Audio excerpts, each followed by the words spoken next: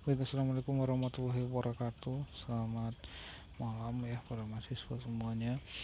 Oke, pada malam hari ini saya akan coba membahas tentang usaha kesehatan sekolah bersama saya Nurse Putra Bungsu MCAP SP Capcom. Oke, mudah-mudahan nanti mahasiswa bisa paham apa itu usaha kesehatan sekolah. Sebelumnya dalam e-learning kita sudah diberikan tugas tentang permasalahan usaha kesehatan sekolah ya. Oke, pertama pembahasan kita pada malam hari ini tentang UKS. Apa aja yang kita bahas? Yang pertama tentang pengertian apa itu UKS. Yang selanjutnya sejarahnya, yang misalnya peran kita perawat apa di sana dan UKS yang ada di Indonesia. Dan selanjutnya itu nanti juga bagaimana sih kita melakukan pengkajian dan aspeknya kepada eh, kelompok atau nanti sekolah ya, sekolah bukan kelompok ya, sekolah daripada UKS yang ada yang akan kita rancang, yang akan kita pimpin, atau yang kita berikan supportan kepada sekolah yang kita. Oke, pertama kita masuk pengertian dulu tentang UKS ya. Tentu mahasiswa sudah banyak atau udah tahu atau menjalani sendiri ya tentang UKS itu sendiri apa, baik itu nanti di tingkat sekarang udah di tingkat juga udah ada UKS-nya ya, UKU juga di TK sampai malahan SMA, dan juga beberapa nanti di SMA juga ada yang ikut dalam sistem UKS ini ya. UKS atau disebut dengan usaha kesehatan sekolah ya, nanti sebuah wadah berbagai program kesehatan yang disediakan ya, ada bentuknya wadah kesehatan reproduksi, ada gizi, nafza, dan lainnya juga yang ada pada permasalahan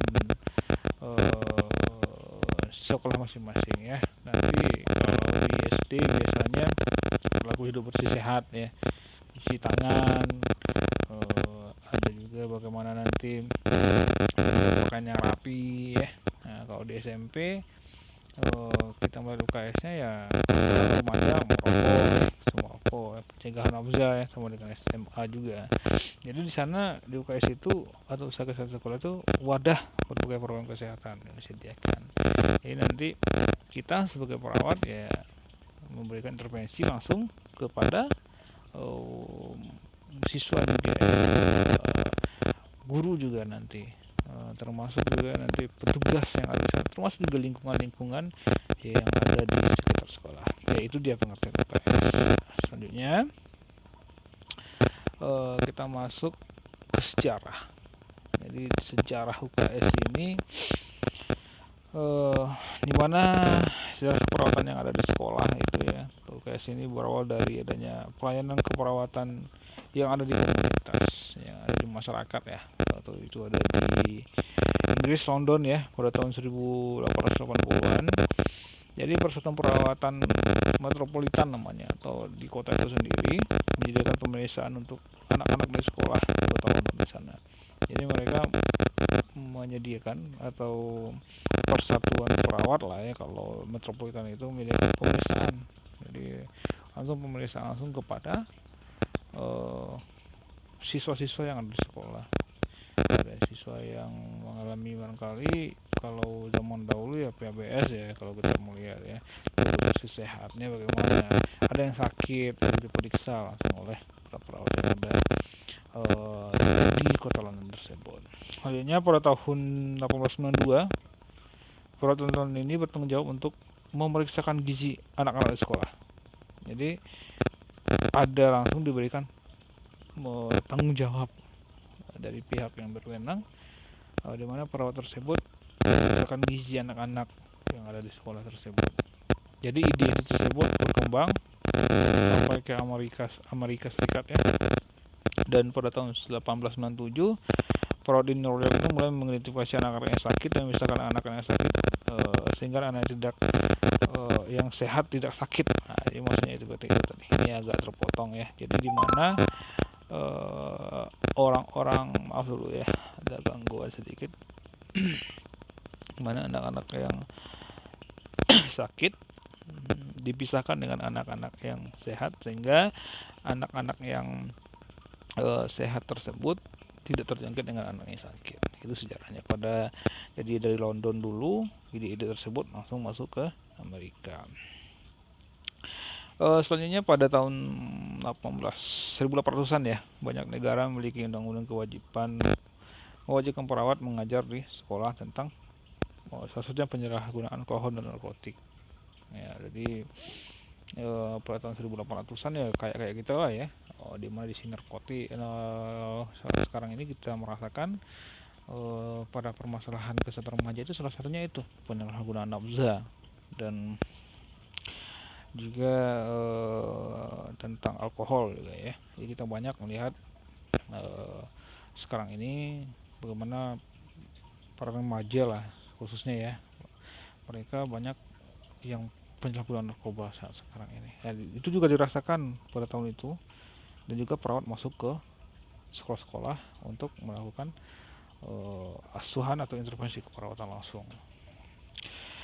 Sedangkan di Indonesia ya, pertama kali itu diuji kesehatan sekolah itu pada tahun 1956. Di mana kerjasama antara Departemen Kesehatan, Dinas Pendidikan, dan Departemen Dalam Negeri dalam bentuk proyek UKS perkotaan langsung di Jakarta dan UKS pedesaan di Bekasi. Jadi ada tiga departemen atau tiga menteri ya, kesehatan kerjasama antara Departemen Kesehatan, Dinas Pendidikan, dan Departemen Dalam Negeri. Jadi mereka membentuk suatu proyek yang dinamakan UKS perkotaan, pusatnya itu langsung di Jakarta, dan UKS pedesaan yang ada di Bekasi. Di sini masih banyak sejarah kita masuk. Tahun 1984 pelaksanaan UKS dikukuhkan melalui keputusan bersama 4 menteri langsung ya. Ada Menteri Pendidikan dan Kebudayaan, ada Menteri Agama, dan ada Menteri Dalam Negeri, Pendidikan dan Budaya, Menteri Kesehatan, Menteri Agama, dan Menteri lagi. Dan diperbaharui pada 2003 sesuai dengan perkembangan di era otonomi daerah. Jadi tahun 2003 kira-kira sekarang 2020, 17 tahun yang lalu ya, diperbaharui lagi dengan otonomi daerah. Jadi sekarang kita melihat UKS yang ada di sekitaran kita ya masih tahap berkembang lah ya. Perawatnya atau tim kesehatannya mungkin sebagian besar juga sekolah-sekolah, salah pesantren juga ada beberapa pesantren yang kita lihat ada perawatnya, ada petugas kesehatannya langsung ada di sana, langsung melakukan intervensi kesehatan atau khususnya keperawatan, langsung melakukan intervensi keperawatan. Walaupun agak terbatas mungkin dalam proses-prosesnya, tapi udah cukup bagus dalam pelaksanaannya. Jadi ada juga dasar pelaksanaan UKS ini sudah ada undang-undangnya tahun 92 nomor 23 ya, tentang kesehatan di pasal 45 ayat 1 yang kemudian diperbarui oleh Undang-Undang nomor 36 tahun 2009 tentang kesehatan pasal 29. Jadi cukup masih baru ya di Indonesia, tapi alhamdulillah sudah mulai bagus. Setiap sekolah sudah memandang itu suatu yang sangat penting dilaksanakan. Salah satunya adalah fungsi UKS ini, kalau kita melihat adanya perawat, adanya tim kesehatan itu sangat berefek sekali, di mana mahasiswa atau siswa yang ada petugas kesehatannya yang mengalami sakit juga agak penurunan, karena kalau mahasiswa sakit atau siswa yang sakit itu kan mempengaruhi proses belajar, mempengaruhi prestasi juga ya. Salah satunya intervensi yang diberikan itu pemerintah sekarang adalah seperti pemberian TPFE kepada siswa yang remaja putri ya tentunya ya, yang mengalami masalah kesehatan karena lagi haid ya. Jadi mereka biasanya kalau itu udah capek, udah lelah ya, jadi daya tangkap barangkali itu sangat-sangat berpengaruh terhadap kesehatan mereka. Jadi itu yang diberikan, ada penelitian yang menyatakan bahwasanya pemberian tabir FE ketika mereka lagi haid itu juga meningkatkan kembali apanya sel darah merahnya kembali, dan itu tidak akan meningkatkan kembali stamina mereka. Dan juga ada juga sekolah yang menerapkan tentang sarapan pagi, pentingnya sarapan pagi tentang UKS ini sangat berpengaruh ya. Jadi sangat-sangat berpengaruh lagi kesehatan yang ada di sekolah ini.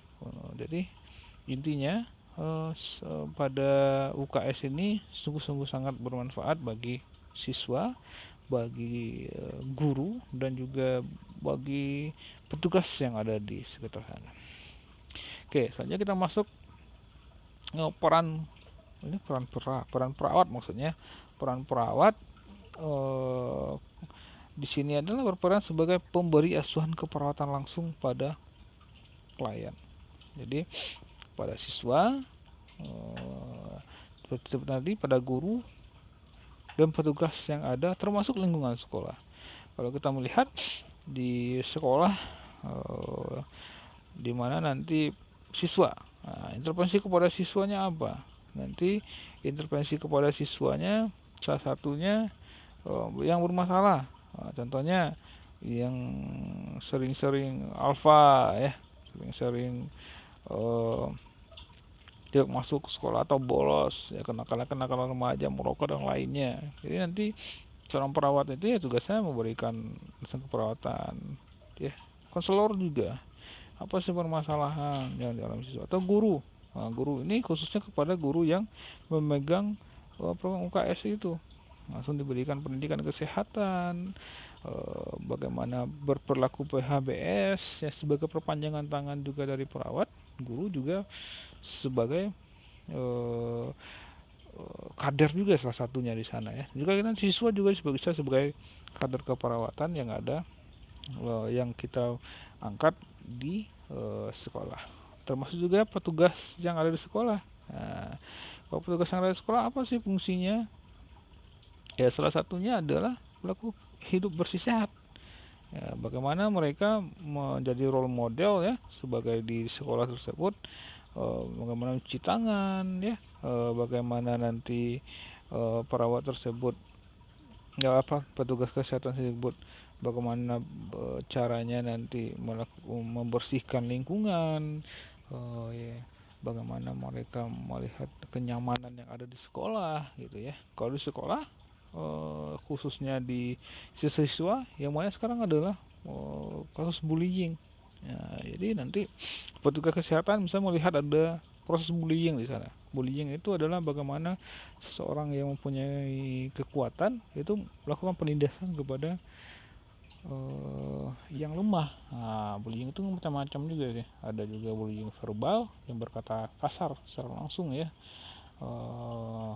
Yang misalnya dengan maaf saja pendek gitu kan, itu termasuk juga bullying. Ada juga yang memukul ya, kekerasan secara fisik ya. Jadi bagaimana nanti petugas kesehatan, petugas di sekolah itu kalau melihat situasi yang seperti itu langsung memberikan satu tindakan sebagai perpanjangan tangan dari perawat. Jadi apa sih tugas kita perawat yang ada di sekolah? Ya tentunya yang pertama itu pemberian asuhan keperawatan. Nah, tentunya itu pemberi asuhan keperawatan. Ya, langsung melaksanakan pengkajian di sekolah tersebut, langsung memberikan intervensi apa sih permasalahan, langsung kita intervensi. Juga melakukan pendidik. Nah, maksudnya pendidik di sini adalah berikan pendidikan kesehatan. Salah satunya adalah kalau kita kemarin melihat pengalaman kemarin ada melakukan pendidikan bagaimana cara berkomunikasi menolak misalnya menolak rokok gitu kan.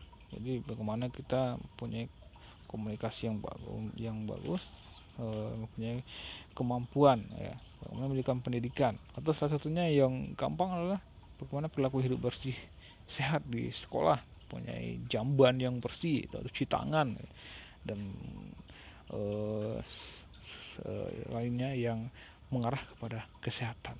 Selanjutnya konselor. Jadi sebenarnya konselor kita di sekolah, bagaimana kita juga bisa menjadi konselor di sana, dengan konsultan kesehatan yang ada di sana, dan juga manajer kasus. Jadi perawat juga punya fungsi-fungsi seperti itu. Nanti kalau kita barangkali ada nanti di antara kita nanti yang bekerja di tempat sekolah, ya ini tugas kita sebagai, atau kita sebagai perawat komunitas, nanti ini yang kita lakukan. Ketika kita nanti ada dalam proses pendidikan nanti, ketika kita aplikasi, ya ini yang kita berikan kepada sekolah-sekolah ya. Selanjutnya kita masuk ke asuhan keperawatan di sekolah ya. Sebelum kita melakukan askep itu pengkajian dulu ya, baik itu lingkungan sekolah, guru-guru yang ada, siswa dan petugas yang ada di sekolah ya. Contohnya yang ada di pengkajian itu lingkungan sekolah, misalnya sekolahnya ada di pinggir jalan, cuman safety-nya kurang, keamanannya kurang, yang nggak ada pagar, lalu ada rambu-rambu. Nah, nanti suatu permasalahan yang ada ya, pada guru barangkali ditanyakan apakah guru mengetahui, apa tidak mengetahui, atau ada masalah apa, dan siswa barangkali apa yang dirasakan siswa. Dan juga petugas kesehatan, petugas yang ada di sekolah bagaimana, salah satunya security-nya, atau sebagai tugas security-nya apa yang dirasakan, bagaimana cara penanganannya, apa yang dilakukannya, sehingga nanti terjadi mungkin barangkali risiko terjadi cedera yang ada di sekolah misalnya. Selanjutnya pengkajian berupa misalnya kuesioner ya, teori keperawatan ya, mungkin semester kemarin kita udah belajar, bisa masih buka lagi. Dan pemeriksaan langsung pada klien yang sakit serta lingkungan. Nah, tentu kita kaji langsung kepada pasiennya. Selanjutnya penegakan dosa serupa dengan keperawatan komunitas. Contohnya adalah dinas keperawatannya meningkatkan peningkatan kesehatan kepada kelompok yang ada di sana, atau risiko apa yang akan terjadi, risiko cedera atau segala macam yang akan terjadi seperti itu kepada siswa yang ada di sekolah. Oke, maka itu saja. Mahasiswa bisa nanti ya saja pada proses intervensi perawatan bisa melibatkan lintas sektoral ya juga. Oke, nanti mahasiswa juga bisa langsung tanya di video YouTube ini, atau langsung di e-learning nanti juga bisa langsung tanya. Nanti juga saya akan masukkan di e-learning buku tentang UKS. Baik, itu saja. Mohon maaf atas kekurangan. Barangkali ada dari Bapak, Ibu, atau yang lainnya boleh memberikan masukan dari channel kita ini. Kita akhiri dengan assalamualaikum warahmatullahi wabarakatuh dan selamat belajar.